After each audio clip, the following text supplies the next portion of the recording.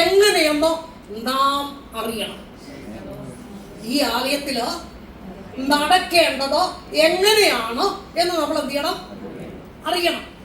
അഥവാ ദൈവം നമുക്ക് വെച്ചിരിക്കുന്ന നടക്കേണ്ടുന്ന വഴി അറിയണം. ആ വഴിയെ കൂടെ നമ്മൾ നടക്കണം. ആ വഴി നാം മറ്റുള്ളവരെ ഉപദേശിക്കണം. അതുകൊണ്ട് ഞാൻ പറയാം, അതാണ് ഈ പുതിയ നിയമത്തിൽ വിശേഷാൽ ലേഖനങ്ങളിൽ ദൈവത്തിന്റെ ദാസന്മാർ ഓർപ്പിക്കുന്നത്. എന്താണെന്നറിയാമോ? ദൈവം നമുക്ക് ജീവിക്കാൻ വെച്ചിരിക്കുന്ന ദൈവത്തിന്റെ വഴി നമ്മൾ അറിയണം. 2, ആ വഴിയെ കൂടെ നമ്മൾ നടക്കണം. 3, ആ വഴി നാം മറ്റുള്ളവരെ ഉപദേശിക്കണം. ഞാൻ ഒരു ഉദാഹരണം പറയാം. ദൈവത്തിന്റെ വചനം പ്രവർത്തിക്കണമെങ്കിൽ നമ്മൾ എങ്ങനെ ആവണം എന്ന് നമുക്കൊന്ന് വായിക്കാം. 1 തെസ്സലോനിക്ക ലേഖനം 2-ാം അധ്യായം 13-ാം വാക്യം. 1 തെസ്സലോനിക്കർ 2-ാം അധ്യായത്തിന്റെ 13-ാം വാക്യം.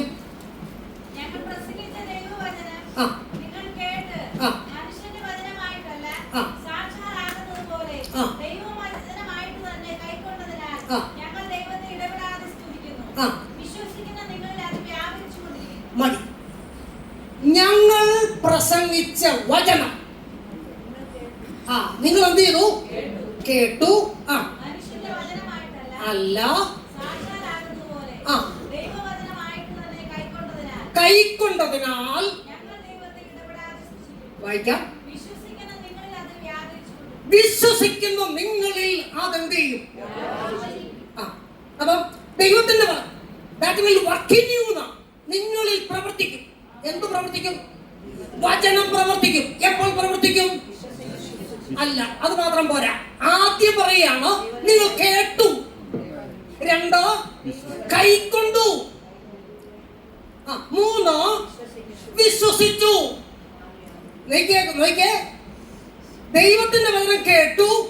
2, ആ വചനം റിസീവ് ചെയ്തു, സ്വീകരിച്ചു. കൈക്കൊണ്ടു എന്ന് പറഞ്ഞ് സ്വീകരിച്ചു.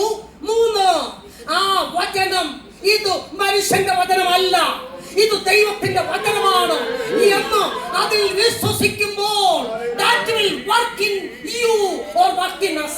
നമ്മിൽ, നമ്മുടെ അന്തരങ്ങളിൽ, നമ്മുടെ അകതാരിൽ വചനം പ്രവർത്തിക്കണമെങ്കിൽ 1, വചനം കേൾക്കണം. 2, വചനം സ്വീകരിക്കണം. 3, ആ വചനത്തിൽ വിശ്വസിക്കണം. ഇതാണ് വെച്ചിരിക്കുന്ന വ്യവസ്ഥ എന്ന് പറയുന്നത്. അത് നാം ജീവിതത്തിൽ വചനം കേട്ട്, വചനം സ്വീകരിച്ച്, വചനത്തിൽ വിശ്വസിക്കുമ്പോൾ ദൈവത്തിന്റെ പ്രവൃത്തി നമ്മിൽ വെളിപ്പെട്ട് വരുവാനിടയാണ്. ഞാൻ ഒരു 10-25 മിനിറ്റ് കൊണ്ട് വചനത്തിന്റെ പങ്കുവെക്കൽ നിർത്താനാണ് താല്പര്യപ്പെടുന്നത്. നമുക്ക് ഒരു വചനത്തിലേക്ക് വേഗം വരാം. 1 തീമോഥെയോസ് 2-ാം അധ്യായത്തിന്റെ ആരംഭ 6 വാക്യങ്ങൾ നമുക്കൊന്ന് വായിക്കാം.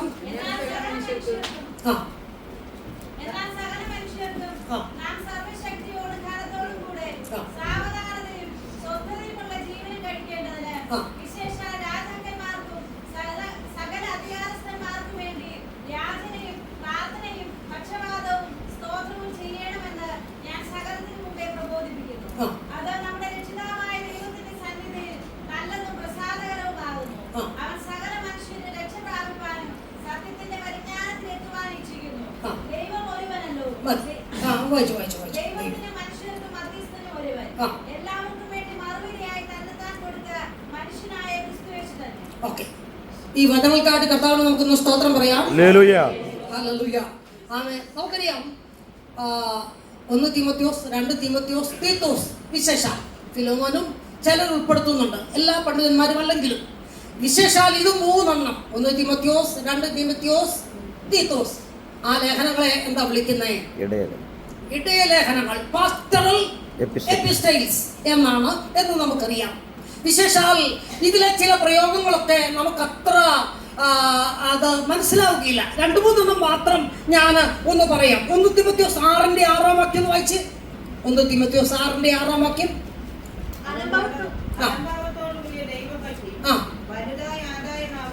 അലംഭാവത്തോടു കൂടിയ ദൈവഭക്തി. ഞാൻ ഒരുവിധം ബൈബിൾ പ്രസംഗിക്കുന്ന സമയത്തും എനിക്ക് ഈ പ്രയോഗം 1986 മുതൽ ഞാൻ പ്രസംഗിക്കാൻ തുടങ്ങി. ആ കാലഘട്ടത്തിൽ നിന്നും പോലും എനിക്കറിയത്തില്ല.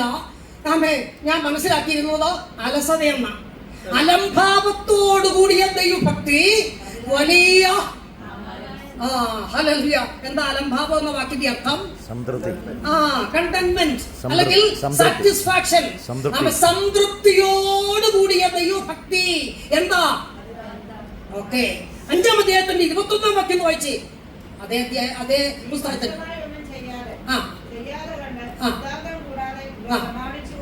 സിദ്ധാന്തം കൂടാതെ നീ എന്ത് ചെയ്യണം? ഞാൻ പ്രീ ഡിഗ്രി ഫസ്റ്റ് ഗ്രൂപ്പ് ആയിരുന്നു, അതുകൊണ്ട് സിദ്ധാന്തങ്ങളൊക്കെ തെളിയിച്ചിട്ടുണ്ട്. അങ്ങനെയുള്ളൊരു സിദ്ധാന്തം അല്ല ഇത്. എന്താ അറിയാമോ? നീ സിദ്ധാന്തം കൂടാതെ, എന്താ അതിന്റെ അർത്ഥം? എന്താ? വിത്തൗട്ട് ഫേവറിറ്റിസം, മുഖപക്ഷം കൂടാതെ കാര്യങ്ങളൊക്കെ ദൈവസഭയിൽ എങ്ങനെ ചെയ്യണം? മുഖപക്ഷം കൂടാതെ ചെയ്യണം. മനസ്സിലോ? അതാ അതിന്റെ അർത്ഥം. ഫേവറിറ്റിസം, വിത്തൗട്ട് ഫേവറിറ്റിസം, സിദ്ധാന്തം കൂടാതെ. ഒരു വാക്കൂടെ പറയാം, അത് നമ്മൾ പലപ്പോഴും കേട്ടിട്ടുണ്ട്. 1-ാം അധ്യായത്തിന്റെ 2-ാം വാക്യം വായിച്ചേ. 1-ാം അധ്യായത്തിന്റെ 2-ാം വാക്യം മതി. വിശ്വാസത്തിൽ ആരെങ്കിലും നിജ ഇവിടെ ഉണ്ടോ? പേരുള്ള എന്താ വാക്കിന്റെ അർത്ഥം? നിജപുത്രൻ എന്ന് പറഞ്ഞാൽ എന്താ? വിലപ്പെടുന്നത് മാത്രമല്ല, റിയൽ എന്ന, ട്രൂ, റിയൽ, യഥാർത്ഥ പുത്രൻ. ആരാ യഥാർത്ഥ പുത്രൻ? തീമോത്തിയോസ്. എന്തുകൊണ്ടാണ് യഥാർത്ഥ പുത്രനായത്? പൗലോസിന്റെ ശുശ്രൂഷയാൽ കർത്താവിലേക്ക് വരാൻ തീമോത്തിയോസിന് ഇടയായതുകൊണ്ട്. ആമേൻ. ക്രിസ്തുവിൽ ജനിച്ചവനായ യഥാർത്ഥ പുത്രൻ, അതാണ് അതിന്റെ അർത്ഥം എന്ന് പറയുന്നത്. അപ്പം നിജ എന്ന വാക്കിന്റെ അർത്ഥം റിയൽ, ട്രൂ, യഥാർത്ഥ പുത്രൻ എന്ന. ഇങ്ങനെ പല കാര്യങ്ങളുണ്ട്. ചിലര്, ഞാനൊരിക്കല് ഒരാള്, ആ പേരൊന്നും പറയുന്നില്ല, നമ്മുടെ ഏജിലെ തന്നെ ഒരാള് വചനം പ്രസംഗിച്ചപ്പം നിർമ്മതൻ എന്ന് പറയുന്നതിന്റെ അർത്ഥം നിർമ്മലനാന്ന് പറഞ്ഞു. ഇതിനകത്ത് ആ പ്രയോഗങ്ങളൊക്കെ ഉണ്ട്. നിർമ്മതൻ എന്ന് പറഞ്ഞാൽ the one who is having the self control, self control ഉള്ള, ആത്മനിയന്ത്രണമുള്ള വ്യക്തി എന്നാണ് ആ വാക്കിന്റെ അർത്ഥം. എന്താ? നിർമ്മതൻ. നിർമ്മതനായിരിപ്പീൻ, അല്ലേ? ഹല്ലേലൂയ. ഉണർന്നിരിപ്പീൻ എന്ന് പറയുമ്പോൾ സെൽഫ് കൺട്രോൾ അല്ല, ആത്മനിയന്ത്രണം എന്നാണ് നിർമ്മതൻ എന്ന വാക്കിന്റെ അർത്ഥം എന്ന് നമ്മൾ മനസ്സിലാക്കണം. ഞാൻ പറഞ്ഞു വന്ന കാര്യം, ഇങ്ങനെ മനസ്സിലാക്കാൻ പ്രയാസമുള്ള പല പ്രയോഗങ്ങളുള്ള ഒരു ലേഖനമാണ് ഇത്, 1 തീമോത്തിയോസിന്റെ ലേഖനം. വേഗം ഞാൻ മുന്നോട്ട് പോകാം. 1-ാം അധ്യായം വരുമ്പം 2-3 കാര്യങ്ങൾ പറഞ്ഞിട്ട്, വാസ്തവത്തിൽ ഈ വായിച്ച വേദഭാഗത്തിൽ പ്രധാനമായിട്ട് ഒരു സത്യം വെളിപ്പെടുത്തുകയാണ്. എന്താ? യഥാർത്ഥ മധ്യസ്ഥൻ ആരാണ്? ദൈവത്തിന്റെ യഥാർത്ഥ ക്വാളിറ്റി എന്താണ്? മാത്രമല്ല, ദൈവസഭയിൽ നാം ആർക്കു വേണ്ടി പ്രാർത്ഥിക്കണം? 2, നാം എന്തിനു പ്രാർത്ഥിക്കണം? 3, എങ്ങനെ പ്രാർത്ഥിക്കണം? ആദിയായ ചിന്തകള് നിരത്തി വെച്ചിരിക്കുന്ന ഒരു അധ്യായമാണ്, വിശേഷാൽ 2-ാം അധ്യായം. എന്നാൽ 1-ാം അധ്യായത്തിൽ തന്നെ പ്രാർത്ഥിക്കാൻ വരുന്നവര് അവർക്ക് എന്താണ് ആവശ്യം? നമുക്ക് വേഗം ഒന്ന് വായിക്കാം. 1-ാം അധ്യായത്തിന്റെ 1 തീമോത്തിയോസ് ആണേ. 1-ാം അധ്യായത്തിന്റെ 5-ാം വാക്യം ഒന്ന് വായിച്ചേ.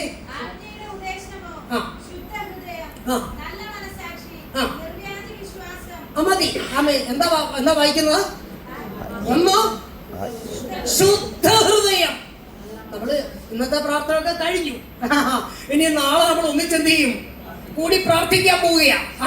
അല്ല, വൈകിട്ട് നമ്മൾ പ്രാർത്ഥിക്കും, അല്ല നമ്മള് സമയം കിട്ടുമ്പോഴൊക്കെ പ്രാർത്ഥിക്കും. എന്നാൽ നാം പ്രാർത്ഥിക്കുന്ന, ഹല്ലേലൂയ, ദൈവസന്നിധിയിൽ മുട്ടുമടക്കുന്ന നമ്മുടെ ഓരോരുത്തരുടെയും ഹൃദയം എങ്ങനെ ആവണം? ഹല്ലേലൂയ, ആമേൻ. നിശ്ചയമായിട്ടും ശുദ്ധമായൊരു ഹൃദയം. ഹല്ലേലൂയ. പ്രാർത്ഥനയ്ക്കായി മുട്ടുമടക്കുമ്പോൾ തമ്പുരാനെ എനിക്ക് നൽകണമേ എന്ന് പ്രാർത്ഥിക്കുകയും ആ ശുദ്ധ ഹൃദയത്തോടെ അപ്പാ പിതാവേ എന്ന് വിളിക്കുന്ന ഏതൊരുവന്റെയും പ്രാർത്ഥന തിരുസന്നിധിയിൽ എത്തുകയും അതിന് മറുപടി ഉയരം നമുക്ക് നൽകുകയും ചെയ്യും. 2 ഹല്ലേലൂയ നല്ല മനസാക്ഷി. ഹല്ലേലൂയ. മനസാക്ഷി എന്ന് പറയുമ്പോൾ ദൈവത്തോടും മനുഷ്യരോടും കുറ്റമറ്റതായ ഒരു മനസാക്ഷിയോടെ തിരുപ്പാദം അടുത്തു വരാൻ നമുക്ക് കഴിയണം. അതാണ് ദൈവം നമ്മളിൽ പ്രതീക്ഷിക്കുന്നത്. ഇവിടെ നമുക്ക് മനസ്സിലാക്കാൻ കഴിയും, കർത്താവിലേക്ക് വന്ന ചിലരുണ്ട്, അവരെ കുറിച്ച് പറയുക, തീമോത്തിയോസേ നീ തിരിച്ചറിഞ്ഞോണം. ആരെയാണെന്നറിയാമോ? ചിലര് നല്ല മനസാക്ഷി എന്ത് ചെയ്യുന്നറിയാമോ?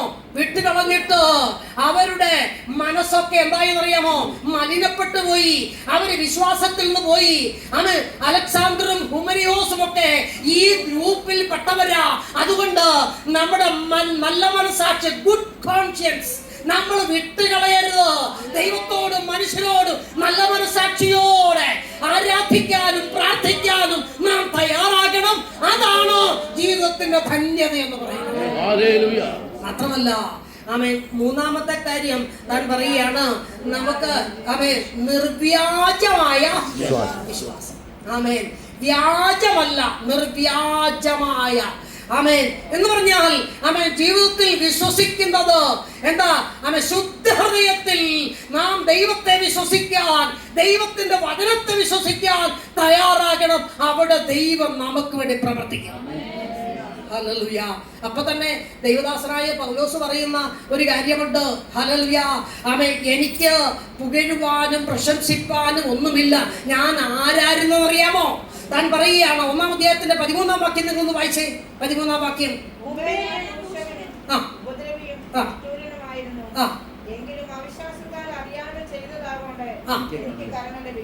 ഞാൻ ആരായിരുന്നു?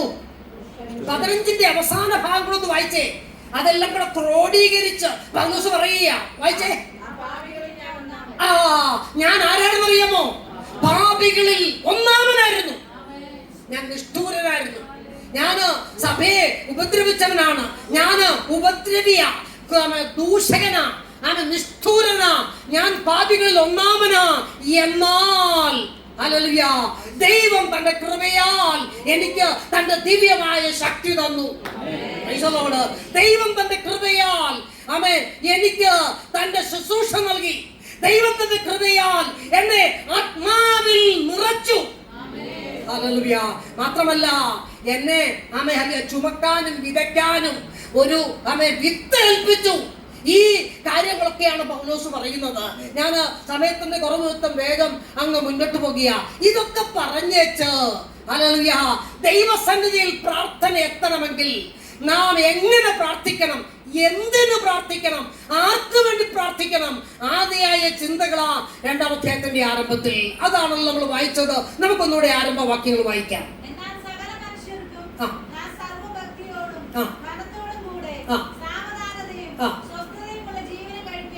കഴിക്കേണ്ടതിന് എന്ത് ചെയ്യണം? പ്രാർത്ഥിക്കണം. എന്തൊക്കെയാ? 4 കാര്യങ്ങൾക്ക് വേണ്ടിയാ പ്രാർത്ഥിക്കണം. എന്തൊക്കെയാ? 1, ഭക്തി. നമ്മള് ജീവിതത്തിൽ വളരെ പ്രധാനമായി സൂക്ഷിക്കേണ്ട ഒരു കാര്യമാണ് ദൈവഭക്തി. വാസ്തവത്തിൽ സങ്കീർത്തനങ്ങളിലും ഇയ്യോബിന്റെ പുസ്തകത്തിലും സദൃശ്യവാക്യത്തിലും ഒക്കെ വിശേഷവിധിയായി ഓർപ്പിക്കുന്ന ഒരു കാര്യമാണ് fear of the Lord is the beginning of wisdom. അല്ലേ? യഹോവ ഭക്തി ജ്ഞാനത്തിന്റെ ആരംഭമാണ്.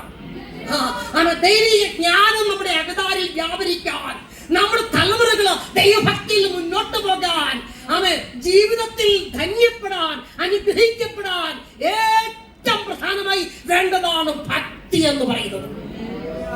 പറയുന്ന ഒരു കാര്യമുണ്ട്, ഒത്തിരി പേര് ഭക്തിയുടെ വേഷം മാത്രമാണ്, ഭക്തിയുടെ വേഷം ധരിച്ച് അതിന് ശക്തിയെ തിരിച്ചറിയാതെ ശക്തിയെ ത്യജിച്ചിരിക്കുമ്പോൾ നമുക്ക് വേണ്ടത് ഭക്തിയുടെ വേഷമല്ല, യഥാർത്ഥമായ ആ ഭക്തി തന്നെയാണ്. അപ്പൊ ഭക്തിയോടെ ജീവിക്കണമെങ്കിൽ അതിന് ദൈവകൃപ വേണം. ആ കൃപയ്ക്ക് വേണ്ടി ദൈവത്തോട് പ്രാർത്ഥിക്കാനാണ് ദൈവത്തിന്റെ ദാസൻ നമ്മെ ഓർപ്പിക്കുന്നത്. കർത്താവേ, ഭക്തിയോടെ ജീവിക്കാൻ അങ്ങയുടെ കൃപ എനിക്ക് തരണമേ. തീമോത്തിയോസിന്റെ ലേഖനത്തിലേക്ക് ഒന്ന് വന്നേ. തീത്തോസിന്റെ ലേഖനത്തിലേക്ക് ഒന്ന് വന്നേ. 2-ാം അധ്യായത്തിന്റെ 11-ാം വാക്യം മുതൽ വേഗം ഒന്ന് വായിച്ച്. തീത്തോസിന്റെ ലേഖനം 2:11 മുതൽ. സകല മനുഷ്യർക്കും രക്ഷാകരമായ ദൈവകൃപ നാം ഭാഗ്യകരമായ പ്രത്യാശയ്ക്കായിട്ടും മഹാദൈവവും നമ്മുടെ രക്ഷിതാവുമായ യേശുക്രിസ്തുവിന്റെ തേജസ്സിന്റെ പ്രത്യക്ഷതയ്ക്കായിരിക്കും കാത്തുകൊണ്ട് ഭക്തികേടും പ്രപഞ്ചമോഹങ്ങളും വർജിച്ചിട്ട് ഈ ലോകത്തിൽ സുബോധത്തോടും നീതിയോടും ദൈവഭക്തിയോടും കൂടെ ജീവിച്ചു പോരേണ്ടതിന് മതി. ഹല്ലേലൂയ. ആമേൻ. അതിനുവേണ്ടി ദൈവം ഭക്തിയോടെ ജീവിക്കേണ്ടതിന്, സുബോധത്തോടെ ജീവിക്കേണ്ടതിന്, ഈ ലോകത്തില് ദൈവം ആഗ്രഹിക്കുന്നതായ ഒരു ജീവിതം കഴിക്കേണ്ടതിന് ദൈവത്തിന്റെ കൃപ വേണം. ആമേൻ. കർത്താവേ, ഭക്തിയോടെ ജീവിക്കാൻ കൃപ തരണമെന്ന് നമ്മൾ പ്രാർത്ഥിക്കണം. എന്തിനു പ്രാർത്ഥിക്കണം? നമ്മളും നമ്മുടെ തലമുറകളും നമ്മുടെ സഭയിലെ ദൈവമക്കളും ദൈവഭക്തിയോടെ ജീവിക്കുക എന്നതാണ് അവൻ ദൈവത്തിന്റെ ആത്യന്തികമായ ആഗ്രഹമെന്ന് ദൈവമക്കളെ തിരിച്ചറിയട്ടെ. Praise the lord. ദൈവഭക്തിയോടെ ജീവിക്കാൻ കൃപ തരണമെന്ന് നമ്മൾ പ്രാർത്ഥിക്കണം. രണ്ടാമത് എന്താ പറയുന്നത്? എങ്ങനെയാ? ഘനമെന്ന് പറയുന്നത് കനമല്ല. എന്താണെന്നറിയാമോ? നിങ്ങൾ ഇംഗ്ലീഷ് ബൈബിൾ ഒന്ന് എടുത്തിരിക്കേ, ഹോളിനെസ് എന്നാണ്. ആമേ. എന്തിനാ പ്രാർത്ഥിക്കുന്നത്? വിശുദ്ധിയിൽ ജീവിക്കാൻ. Price the Lord. കർത്താവേ, വിശുദ്ധിയോടെ. ഹല്ലേലൂയ. ആമേൻ. ഞാനെന്തെങ്കിലും തിരിച്ചറിയണം. ആമേൻ. ഒരു ദൈവദാസൻ പറഞ്ഞു ഇങ്ങനെയാണ്: പ്രാർത്ഥിക്കുന്നവൻ പാപം ചെയ്യുന്നത് നിർത്തും, അല്ലെങ്കിൽ പാപം ചെയ്യുന്നവൻ പ്രാർത്ഥിക്കുന്നത് നിർത്തിക്കളയും. ഹല്ലേലൂയ. ആമേൻ. പ്രാർത്ഥിക്കണം. എന്തിനാ? വിശുദ്ധിയോടെ നമ്മുടെ കുടുംബങ്ങൾ നിൽക്കണം, നമ്മുടെ മക്കൾ നിൽക്കണം, സഭകള് വിശുദ്ധിയിൽ ദൈവത്തെ ആരാധിക്കണം. അതിന് വിളിക്കപ്പെട്ടവരാ. വിശുദ്ധിയോടെ ജീവിക്കാൻ ദൈവസന്നിധിയിൽ നമ്മൾ പ്രാർത്ഥിക്കണം. അതാണ് ഘനമെന്ന വാക്കിന്റെ ഘനത്തോടെ, ഹോളിനെസ് എന്ന അർത്ഥമാണ്. മൂന്നാമത് സാവധാനത. ഹല്ലേലൂയ. ആമേൻ. ജീവിതത്തിൽ എടുത്തിയാട്ടമല്ല. ആമേൻ. ജീവിതത്തിൽ പത്രോസിനെ കുറിച്ച് കർത്താവിന്റെ ദാസൻ അർപ്പിച്ചല്ലോ. ആമേൻ. എടുത്തിയാട്ടം അല്ലേ? അത് പലപ്പോഴും പല പ്രശ്നങ്ങളിൽ ചെന്ന് ചാടാറുണ്ട്. ആമേൻ. സഭകളിലും വ്യക്തി ജീവിതത്തിലും കുടുംബത്തിലും സാവധാനതയോടെ കാര്യങ്ങളെ ഹാൻഡിൽ ചെയ്യാൻ ദൈവത്തിന്റെ കൃപയ്ക്കായി നാം ദൈവസന്നിധിയിൽ പ്രാർത്ഥിക്കണം. നമുക്കൊന്ന് സ്തോത്രം പറയാം. നാലാമത്തെ കാര്യം എന്നറിയാമോ? സ്വസ്ഥതയുള്ള, പീസ്ഫുൾ. ഹല്ലേലൂയ. ദൈവം നമുക്ക് സമാധാനം തരണം. ദൈവം നമ്മുടെ കുടുംബങ്ങൾക്ക് സമാധാനം കൊടുക്കണം. ദൈവം നമ്മുടെ സഭകളിൽ സമാധാനത്തിന്റെ പകർച്ച അവൻ നൽകണം. അതിനാണ് നാം പ്രാർത്ഥിക്കേണ്ടത്. 4 കാര്യങ്ങൾ ഞാൻ പറഞ്ഞത്. ദൈവഭക്തിയോടെ ജീവിക്കാൻ. ആമേൻ. രണ്ടാമത്, ഹല്ലേലൂയ, ആമേൻ, ദൈവസന്നിധിയിൽ വിശുദ്ധിയോടെ ജീവിക്കാൻ. മൂന്നാമത്, കാര്യങ്ങളെ എടുത്തിച്ചാടി പ്രവർത്തിക്കാനല്ല, വളരെ ക്വയറ്റായി കാര്യങ്ങളെ വളരെ കാമായി നമ്മുടെ എല്ലാ തലങ്ങളിലും നമുക്ക് പ്രവർത്തിക്കാൻ നമ്മെ സജ്ജരാക്കണം ദൈവം. അതിനുവേണ്ടി ദൈവസന്നിധിയിൽ നാം പ്രാർത്ഥിക്കണം. നാലാമത്, ഹല്ലേലൂയ, ആമേൻ, ദൈവം നമുക്ക് എന്ത് തരണം? ദൈവത്തിന്റെ ദാസനായ മോശയോട് ദൈവം പറയുന്ന ഒരു കാര്യമുണ്ട്. ആമേൻ. ദൈവത്തോട് മോശ പറഞ്ഞു, തമ്പുരാനെ, ആമേൻ, നീ എന്നെ അയക്കുക, എന്നാൽ ആര് എന്നോട് കൂടെ പോരുമെന്ന് എന്ത് ചെയ്തില്ല, പറഞ്ഞില്ല. അതുകൊണ്ട് ആരെ അയക്കുന്നത് എന്നോട് എന്ത് ചെയ്യണം? പറയണം. മോശയോട് ദൈവം പറയുകയാണ്, ആമേൻ, മോശേ, ആമേൻ, എന്റെ സാന്നിധ്യം നിന്നോടുകൂടെ പോരും, ഞാൻ നിനക്ക് സ്വസ്ഥത തരും. വേറെ ആരെയല്ല ഞാൻ അയക്കുന്നത്, ഞാൻ കൂടെ പോരും. എന്റെ സാന്നിധ്യം നിന്നോട് കൂടെ പോരും, ഞാൻ നിനക്ക് സ്വസ്ഥത തരും. ഒരു കാര്യം പറയാം, ദൈവം നമ്മുടെ കൂടെ ഉണ്ടെങ്കിൽ നാം ധന്യരാണ് ദൈവമക്കളെ. നമുക്ക് സ്വസ്ഥത ലഭിക്കും. ആർക്കാണ് നമുക്ക് സമാധാനം തരാൻ കഴിയുന്നത്? നമ്മുടെ ദൈവത്തിന് മാത്രമാണ്. അതുകൊണ്ട് ഈ കാര്യങ്ങൾക്ക് വേണ്ടി നിങ്ങൾ പ്രാർത്ഥിക്കണം. എന്താണ് ദൈവദാസനായ പൗലോസ് ചെയ്യുന്നത്? ഓർപ്പിക്കുന്നത്. അടുത്ത ഒരു കാര്യം, ആർക്കു വേണ്ടി പ്രാർത്ഥിക്കണം? മുകളിലത്തെ ഭാഗം വായിച്ച 1-ാം വാക്യം വായിച്ചേ. ആർക്കു വേണ്ടി പ്രാർത്ഥിക്കണം? 1, സകല മനുഷ്യർക്കും വേണ്ടി. 2, വായിച്ചേ, രാജാക്കന്മാർക്ക് വേണ്ടി. 3, 3 ഗ്രൂപ്പിനെ പ്രത്യേകം, 2 ഗ്രൂപ്പിനെ പ്രത്യേകം പറഞ്ഞിട്ട് ആദ്യം പറയാണ് നമ്മൾ ആർക്ക് വേണ്ടി പ്രാർത്ഥിക്കണം? സകല മനുഷ്യർക്ക് വേണ്ടി പ്രാർത്ഥിക്കണം. അധികാരസ്ഥന്മാർക്ക് വേണ്ടിയും രാജാക്കന്മാർക്ക് വേണ്ടിയും പ്രത്യേകം പ്രാർത്ഥിക്കണം. ഇനിയും പ്രാർത്ഥനയിൽ ആമേൻ പ്രാർത്ഥനയുടെ 3 പര്യായങ്ങളാണ് പറയുന്നത്. എന്തൊക്കെയാ? ഒന്ന് യാചന, റിക്വസ്റ്റ് അതിന്റെ അർത്ഥം, റിക്വസ്റ്റ്. ആമേൻ. 2 പ്രാർത്ഥന, പ്രാർത്ഥനയുടെ തന്നെ. 3 പക്ഷവാദം. 4 സ്തോത്രം. Price the Lord. അപ്പോൾ പ്രാർത്ഥനയിൽ ഹല്ലേലൂയ നമ്മുടെ റിക്വസ്റ്റ് മാത്രം പോരെന്ന്. പ്രാർത്ഥനയിൽ എന്ത് മാത്രം പോരാ? അല്ലെ, പിന്നെ എന്തോ വേണം? ഹല്ലേലൂയ. ആമേൻ, ആമേൻ. ഇന്നലെ ദൈവം നമുക്ക് വേണ്ടി നാം പ്രാർത്ഥിച്ചു. നമുക്ക് വേണ്ടി ദൈവം എന്ത് ചെയ്തു? അല്ല, ഇന്ന് രാവിലെ ദൈവം എന്ത് ചെയ്തു? ഇവിടെ ഇരിക്കുമ്പോ തന്നെ ദൈവം നമുക്ക് വേണ്ടി എന്ത് ചെയ്യുന്നു എന്ന് തിരിച്ചറിഞ്ഞു. We must give thanks to our God Almighty. തമ്പുരാന് നാം നന്ദി പറയണം. അവൻ ദൈവത്തിന് നന്ദി പറയുന്നത് ആ ഒരു കാര്യം പ്രാർത്ഥനയുടെ അകത്ത് നിശ്ചയമായി നാം ഉൾപ്പെടുത്തണം. ഹല്ലേലൂയ. പ്രാർത്ഥനയിൽ എന്തു വേണം? നന്ദി പറച്ചിൽ. 2 ഹല്ലേലൂയ നമ്മൾ ആദ്യം പറഞ്ഞു റിക്വസ്റ്റ്, അത് യാചന. 2 നന്ദി പറച്ചിൽ. 3 പക്ഷവാദം. എന്തുവാ പക്ഷവാദം എന്ന് പറഞ്ഞാൽ? ഹല്ലേലൂയ. ആമേൻ. പക്ഷവാദം എന്ന് പറഞ്ഞാൽ ഇന്ന ആളിന്റെ കാര്യം പരിഗണിക്കണം എന്ന് പറയുന്നതാണ്. എന്തോ? ഇന്റർസെഷൻ, അല്ലേ? ഇന്റർസെഷൻ. ഹല്ലേലൂയ. ആമേൻ. ദൈവത്തിന്റെ സന്നിധിയിൽ നമ്മുടെ കാര്യമല്ല, നമുക്ക് വേണ്ടിയല്ല, മറ്റൊരാൾക്ക് വേണ്ടി ഇടിവിൽ നിൽക്കുന്നതാണ് ഇന്റർസെഷൻ. ഹല്ലേലൂയ. ദൈവം നമ്മിൽ നിന്ന് ആഗ്രഹിക്കുന്ന ഒരു കാര്യമാണ്. ഹല്ലേലൂയ. ഇന്റർസെഷൻ ഒരാള് ചെയ്തത് മാത്രം ഞാനൊന്ന് പറയാം. നമുക്ക് വേഗം ഒന്ന് വായിക്കണം. ഉൽപ്പത്തി പുസ്തകം 18-ാം അധ്യായത്തിന്റെ 22-ാം വാക്യം 33-ാം വാക്യം. ഈ 2 വാക്യങ്ങൾ മാത്രം ഒന്ന് വായിച്ചേ. ഉൽപ്പത്തി പുസ്തകം ബുക്ക് ഓഫ് ജെനസിസ് 18-ാം അധ്യായം 22-ാം വാക്യം 33-ാം വാക്യം.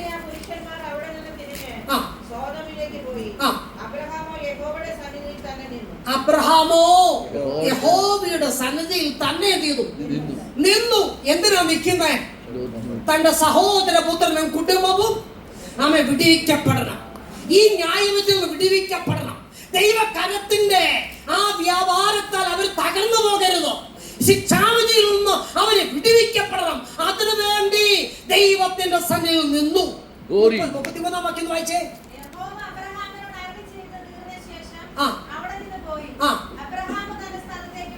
ഓക്കെ, അപ്പൊ ഞാൻ ഒരു കാര്യം പറയാം. അബ്രഹാം വന്നു, ദൈവം വന്നു. ദൈവം പോയി, അബ്രഹാം പോയി. ഞാൻ പറഞ്ഞ ക്രമം മനസ്സിലായോ? അബ്രഹാം വന്നു എന്തിനാ? ഇന്റർസെഷന് വേണ്ടി. ദൈവം വന്നു, ദൈവം പോയി, അബ്രഹാം പോയി എന്ന് പറഞ്ഞാൽ ഇന്റർസെഷന്റെ ആ ടൈം ആണെന്ന് നമുക്ക് മനസ്സിലായോ? ഹല്ലേലൂയ. എപ്പോഴാ?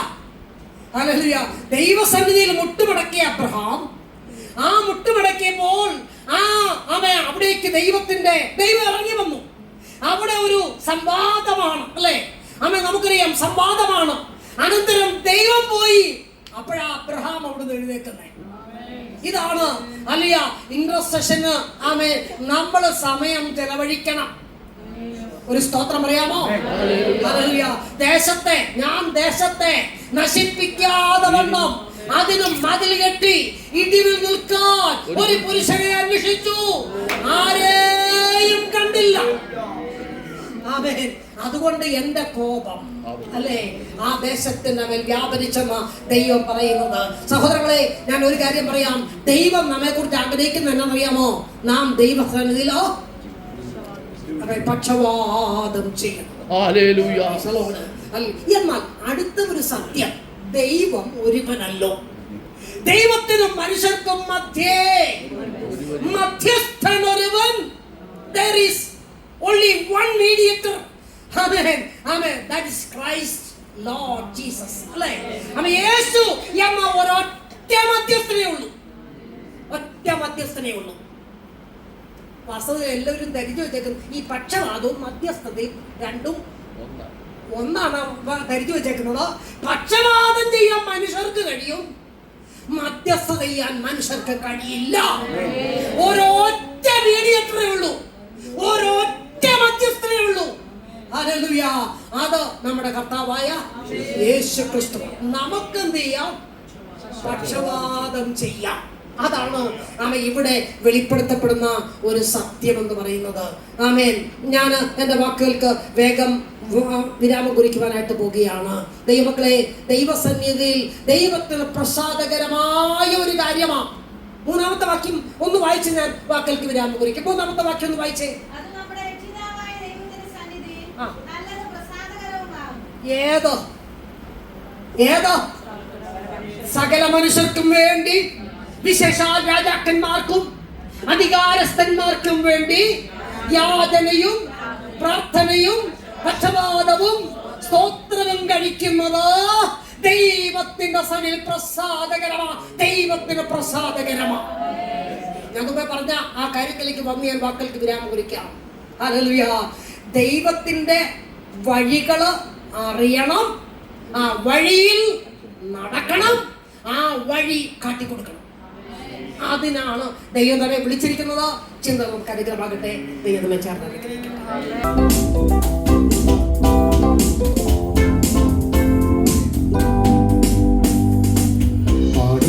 യേശുവിൻ അതുല്യ സ്നേഹത്തെ പാടി പരദേശിയായി പാർക്കുന്ന വീട്ടിൽ, പാടും ഞാൻ യേശുവിൻ അതുല്യ സ്നേഹത്തെ പാടി പരദേശിയായി പാർക്കുന്ന വീട്ടിൽ, പാവനമാം ചട്ടവന്റെ കീർത്തനങ്ങളാത്രി നാട്ടോറും അവകളെ ധ്യാനിക്കുന്നു. പാവനമാം ചട്ടവന്റെ കീർത്തനങ്ങളാലെ നാട്ടോറും അവകളെ ധ്യാനിക്കുന്നു. യേശുവിൻ പ്രിയൻ, ക്രിസ്തേശുവിൻ പ്രിയൻ, യേശുവെ പോലെ പ്രിയനില്ലായേ. യേശുവിൻ പ്രിയൻ, ക്രിസ്തേശുവിൻ പ്രിയൻ, യേശുവെ പോലെ പ്രിയനില്ലായേ. പർവ്വതമാം ശവപ്രശ്നങ്ങളാകെ നിർവാഹമില്ലാതെ അടയുമ്പോൾ, പർവ്വതമാം ശവപ്രശ്നങ്ങളാകെ നിർവാഹമില്ലാതെ അടയുമ്പോൾ, പദ്ധതി തന്നിലവൻ എന്നെ നടത്തി കർമ്മയോഗിയാക്കും എന്നെയാണ് പ്രിയവും. പദ്ധതി തന്നിലവൻ എന്നെ നടത്തി കർമ്മയോഗിയാക്കും എന്നെയാണ് പ്രിയവും. യേശുവൻ പ്രിയൻ, ക്രിസ്തേശുവൻ പ്രിയൻ, യേശുവെ പോലെ പ്രിയനില്ലായേ. യേശുവൻ പ്രിയൻ, ക്രിസ്തേശുവൻ പ്രിയൻ, യേശുവെ പോലെ പ്രിയനില്ലായേ. കണ്ണുനീർ വഴുത്താറ് ഞാൻ നടന്നാലും എണ്ണപ്പെട്ടോരാരും ഇല്ലെന്നാലും, കണ്ണുനീർ വഴുത്താറ് ഞാൻ നടന്നാലും എണ്ണപ്പെട്ടോരാരും ഇല്ലെന്നാലും, എന്തിനു എന്നുള്ള വ്രതകാലെന്നു വാണു എന്നെ സ്നേഹിക്കുന്ന യേശുനീനോ. എന്തിനു എന്നുള്ള വ്രതകാലെന്നു വാണു എന്നെ സ്നേഹിക്കുന്ന യേശുനീനോ. യേശുവൻ പ്രിയൻ, ക്രിസ്തേശുവൻ പ്രിയൻ, യേശുവെ പോലെ പ്രിയനില്ലായേ. യേശുവൻ പ്രിയൻ, ക്രിസ്തേശുവൻ പ്രിയൻ, യേശുവെ പോലെ പ്രിയനില്ലായേ. കഷ്ടതയാകുന്ന കഠിന ശോധനയെ നഷ്ടപ്പെടാതെ വിശ്വാസം കാപ്പാൻ, കഷ്ടതയാകുന്ന കഠിന ശോധനയെ നഷ്ടപ്പെടാതെ വിശ്വാസം കാപ്പാൻ, വിശ്വാസത്തിൻ നായകനും പൂർത്തിമാനുമായ യേശുവെ മാത്രം ഞാൻ നോക്കിയിടുവേ.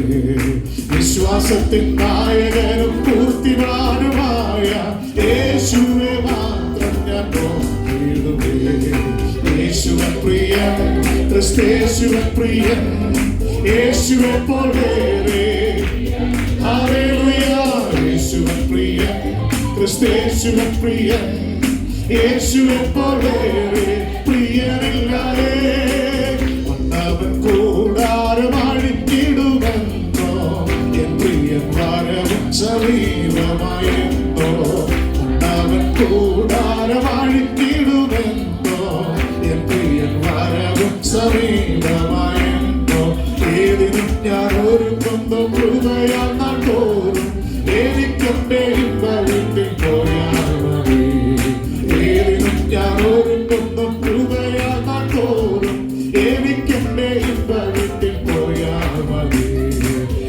യേശുവൻ പ്രിയൻ ക്രിസ്തേശുവൻ പ്രിയൻ യേശുവെ പോലെ ഹല്ലേലൂയ യേശുവൻ പ്രിയൻ ക്രിസ്തേശുവൻ പ്രിയൻ യേശുവെ പോലെ പ്രിയനില്ല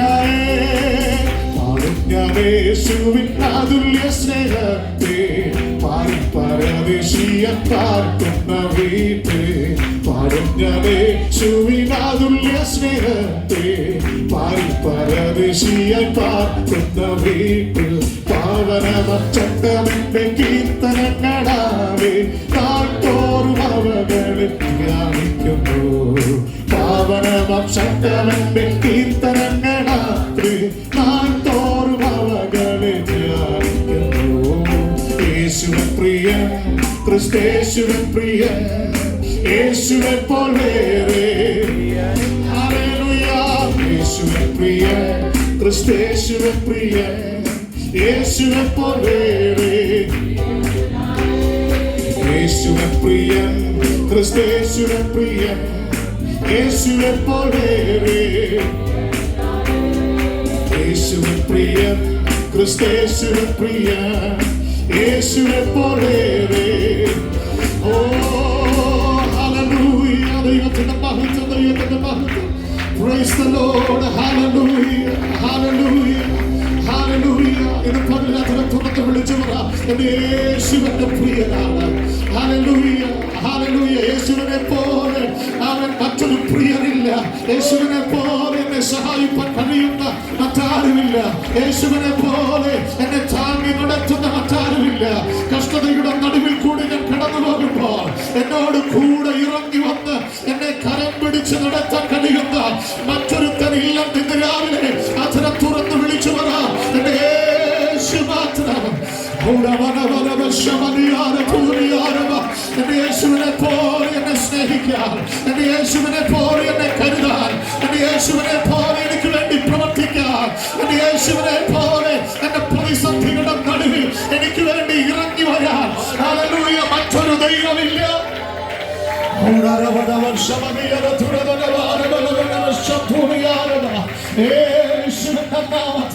ഈ ദിവസങ്ങളിൽ നാം കടന്നു പോകുന്ന പ്രതിസന്ധിയുടെ നടുവിൽ പ്രതികൂലങ്ങളുടെ നടുവിൽ ക്ലേശങ്ങളുടെ നടുവിൽ നാം ഭാരപ്പെടുന്ന വിഷയങ്ങളുടെ നടുവിൽ ഹല്ലേലൂയ ഒരുപക്ഷേ മറ്റാർക്കും എന്നെ സഹായിക്കാൻ കഴിയത്തില്ല എന്നാൽ ഇന്ന് പകലിൽ ഏത് ക്ലേശങ്ങളുടെ നടുവിലും ഇറങ്ങി വന്ന് നമ്മെ വിടുവിപ്പാൻ കഴിയുന്നവൻ ഹല്ലേലൂയ ഹല്ലേലൂയ ഹല്ലേലൂയ അവൻ കടലിന്റെ നടുവിലൂടെ അവൻ ശിഷ്യഗണം അവൻ വല്ലാതെ വലഞ്ഞ് അവൻ അവരുടെ പടകം മുമ്പോട്ട് നയിക്കാൻ കഴിയാതായിരിക്കുമ്പോ അതിന് നടുവിൽ അവൻ ഹല്ലേലൂയ ഹല്ലേലൂയ ഹല്ലേലൂയ അവൻ അതിന് നടുവിൽ കടലിന്റെ നടുവിലൂടെ നടന്നു വന്ന് ഹല്ലേലൂയ നാലാമിയാമത്തിൽ രാത്രിയുടെ നാലാമിയാമത്തിൽ അവർക്ക് വേണ്ടി ഇറങ്ങി വന്ന ഒരു കർത്താവ് ഇന്ന് പകലിൽ ആ പ്രതിസന്ധിയുടെ നടുവിൽ ആ ക്ലേശങ്ങളുടെ നടുവിൽ സമയം താമസിച്ചു വന്ന് തോന്നുന്ന പ്രതിസന്ധിയുടെ നടുവിലും എനിക്കും നിങ്ങൾക്ക് വേണ്ടി ഇറങ്ങി വരുന്നവരുണ്ട് എനിക്കും നിങ്ങൾക്ക് വേണ്ടി കരം നീട്ടുന്നവരുണ്ട് എനിക്കും നിങ്ങൾക്ക് വേണ്ടി ഹല്ലേലൂയ ഹല്ലേലൂയ വെളിപ്പെട്ടു വരുന്ന ദൈവ സാന്നിധ്യമുണ്ട്